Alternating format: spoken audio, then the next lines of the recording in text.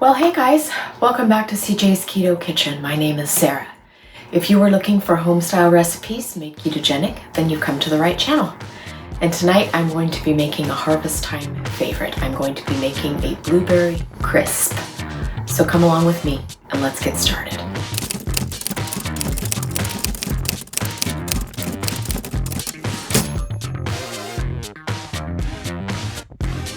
So crisps, crumbles, pies, all of those are along the same family lines.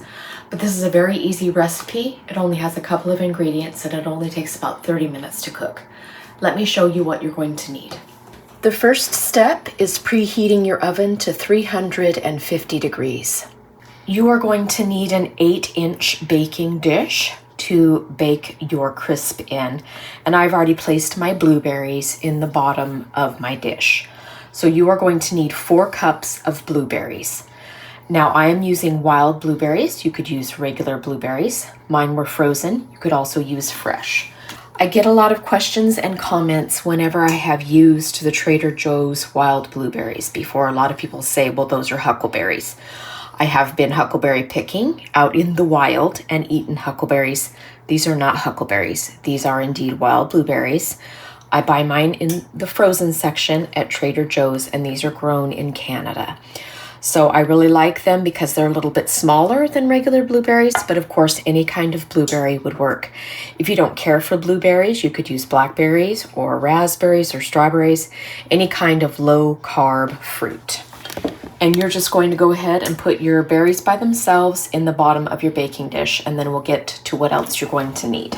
Now for the blueberries themselves, we are going to be using about 1/4 cup of regular granulated natural sweetener.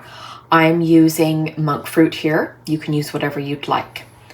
You're going to need a tablespoon of lemon juice and also about 2 tablespoons of arrowroot powder. I buy mine on Amazon, but you can also buy it locally. And arrowroot powder is a low carb alternative for thickening.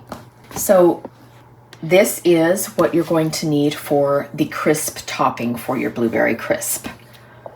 I have 1 cup of almond flour and I have put mine through my food processor so it's very fine.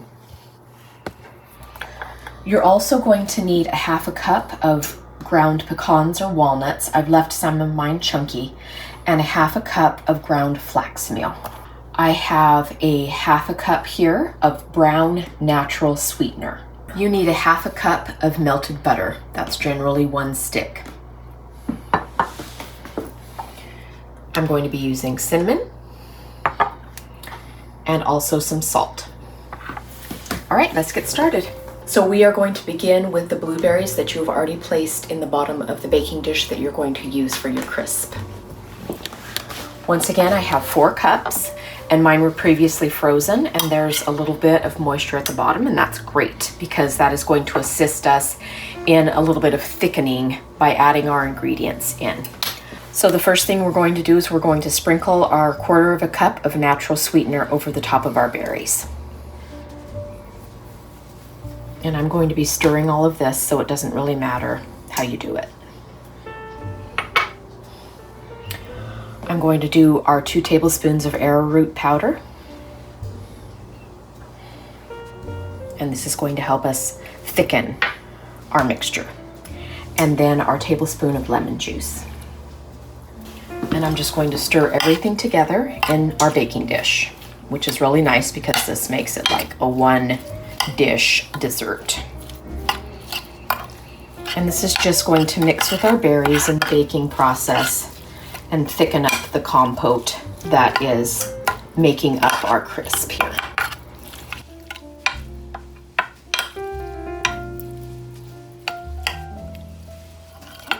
All right, and I'm just going to push it back down.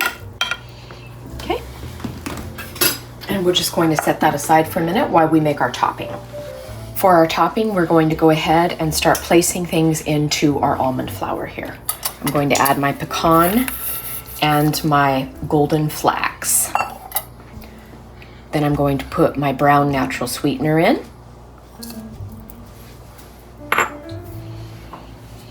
I'm going to add some cinnamon.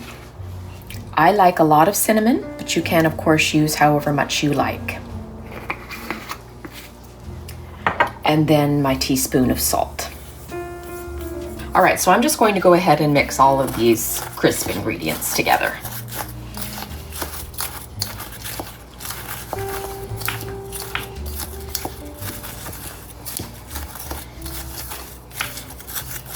You can see my chunky pieces of pecan there, and that's how I did it. If you wanted your nuts to be super fine, you could do that, but I like a little bit of chunkiness. So of course, do whatever you would like. And you could also use walnuts or hazelnuts or some other kind of nut if you don't care for pecans, but pecans are my favorite, so that's what I'm using. Okay, so we're just going to go ahead and pour our melted butter over.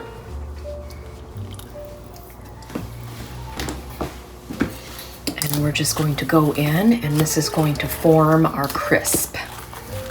Okay, and it's going to be fairly chunky, which is what we want. So it's going to pull together.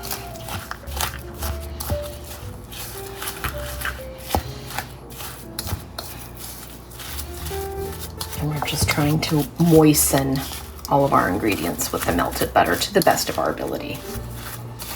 And then I am just going to simply use my fingers to put this over the top of my blueberries. You can, pour it on there if you want, but I like using my hands. And it's my kitchen, so I'm going to. All right, so we have our nice chunky crisp here, and you can see that it has formed into nice little clusters. So you can place this either all in an even layer, or you can just put it on in dollops, however you like your crisp. Okay, so I'm just going to start sprinkling this, just in any way you want over the top. Of course, it would be nice if you could get it fairly even, but this is a homemade dessert, and so it's rustic. The whole point is rustic. And if you'd like to leave some big globs, if you can see there's big globs, that's going to make a nice little pocket of your crisp. But do whatever you would like.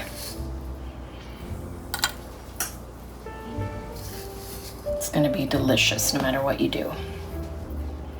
So we are going to bake this in our 350-degree oven, and it's going to take about a half hour, perhaps 35 minutes, depending on how hot your oven is. My oven is new, so things tend to cook hotter and faster.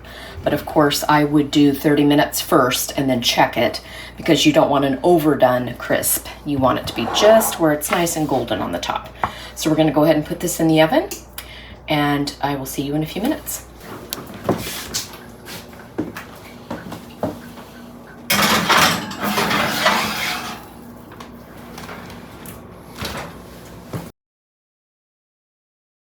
It's ready to take out our crispy deliciousness.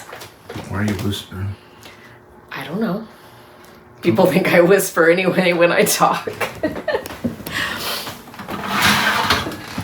Look at that, you can see it bubbling in the corners. It's just perfect. It's golden brown on the top, and it smells very, very good. I wish you had smell-o-vision. Okay, here's my standard PSA. Do not take a bite of this right now. It is a bubbling inferno, like a geyser. So definitely let this sit for a good 10 to 15 minutes. It's still going to be warm enough if you want to use some kind of sugar-free low-carb ice cream with it, that you'll still get the texture that you're going for. But definitely don't try and eat it right now. You'll be very sorry. Okay, there it is, our delicious blueberry crisp. And CJ's going to taste it for us. Hi. Hi. All right, let's see how this tastes. Okay. Better be good. It's going to be good. No, I know it's going to be good. I'll eat it if you don't. Oh, that's really good. Not like I'm surprised. But that is really good. Super simple to make. Yep. And I really like the crispy part at the top. I guess that's why it's called a blueberry crisp. Yes, it's called crisp. So, anyway, it's really good. I don't know how to make it easier for people. Nope. Unless you would just make them and we send them out. Right.